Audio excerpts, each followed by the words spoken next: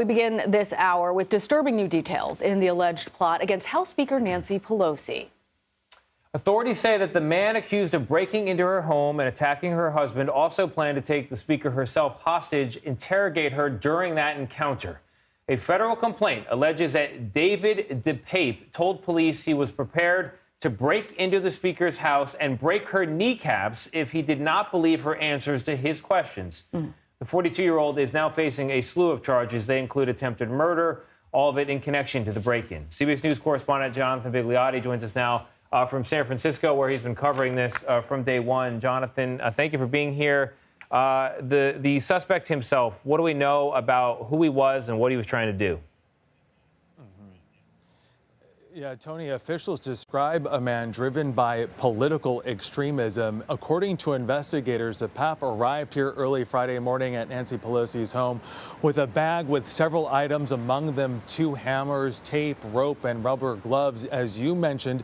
And as investigators have detailed, his intent was to tie Nancy Pelosi up, take her hostage, ask her questions, and assault her with that hammer that he had. According to the criminal complaint, very disturbing details. Investigators outline an interview that the suspect gave to investigators at that moment, detailing that he wanted to ask Nancy Pelosi questions.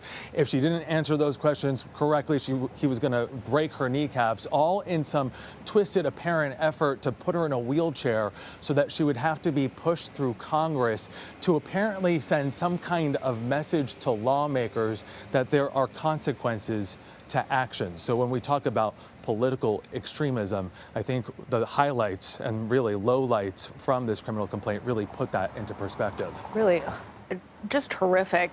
Jonathan, how is the speaker's husband doing now? Because luckily she was not there, but obviously he was at home and was in fact attacked. That's correct. And the criminal complaint describes how that attack took place. The suspect using that hammer to break through the glass patio door. He made his way up to the second floor bedroom where Nancy Pelosi's husband, Paul, was asleep at the time. He was able to get away to call 911. And that is when he was struck by a hammer as police arrived on scene. Nancy Pelosi yesterday in a statement saying that Paul, her husband, is currently in the ICU making steady progress, where he's currently recovering right now from a fractured skull. Jonathan, what do you know about the charges? There's a whole range of them against the suspect. What do they tell us about what authorities are thinking about the severity of the case?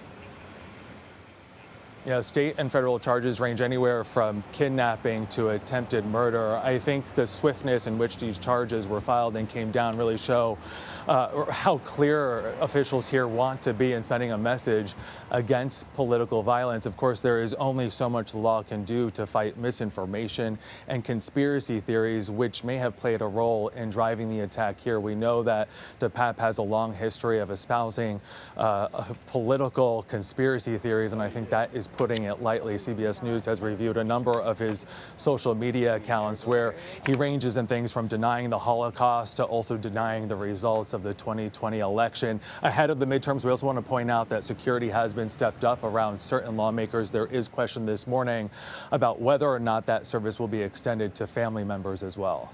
All right, Jonathan Vigliotti for us in San Francisco. Jonathan, thank you very much.